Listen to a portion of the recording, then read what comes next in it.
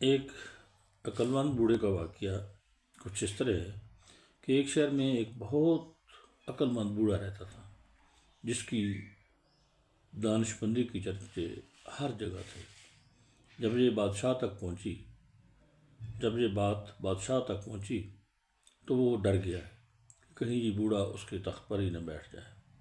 چنانچہ بادشاہ نے بوڑھے کو زندہ دفن کرنے کا حکم دے دیا۔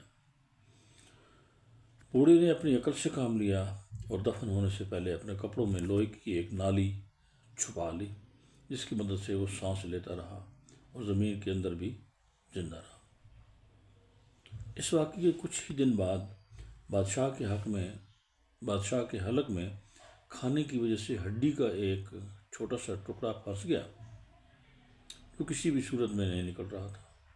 ملک کے بڑے بڑے طبیبوں کو بلایا گیا، بڑے بڑے ڈاکٹروں کو بلایا گیا، مگر سبھی ناکام رہے۔ درباریوں کو یاد آیا اور انہوں نے کہا کہ آج اگر وہ عقلمند بوڑھا زندہ ہوتا تو وہ آپ کو بچا لیتا۔ بادشاہ کو خیال آیا اور اس نے حکم دیا کہ فوراً جا کر زمین کھود جائے، ہو سکتا ہے وہ بھی زندہ ہو۔ جب زمین کھودی گئی تو سب یہ دیکھ کر حیران رہ گئے کہ بوڑھا شخص ابھی تک زندہ تھا۔ اسے تمام صورتحال سے آگاہ کیا گیا اور اس نے بادشاہ کی مدد کرنے کی حامی بھر لی۔ بوڑھا بادشاہ کے پاس آیا اور کہا آپ کی جان صرف ایک صورت میں بچ سکتی ہے کہ آپ کو اپنے اکلوتے بیٹے کی قربانی دینا پڑے گی۔ بادشاہ نے بڑی ہچکچاہٹ کے بعد درباریوں کے کہنے پر رضامندی ظاہر کر دی۔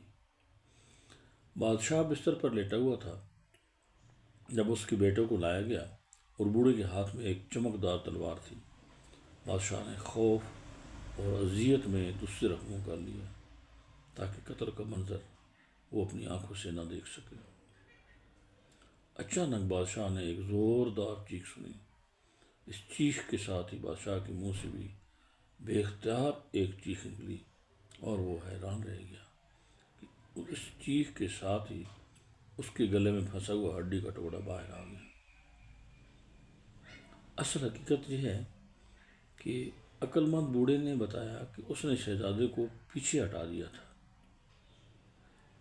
اور صرف ایک بلند آواز سے چیخ ماری تھی تاکہ شدید خوف اور اچانک جھٹکے کی وجہ سے بادشاہ کے گلے میں پھنسی ہڈی باہر نکل آئے۔ بادشاہ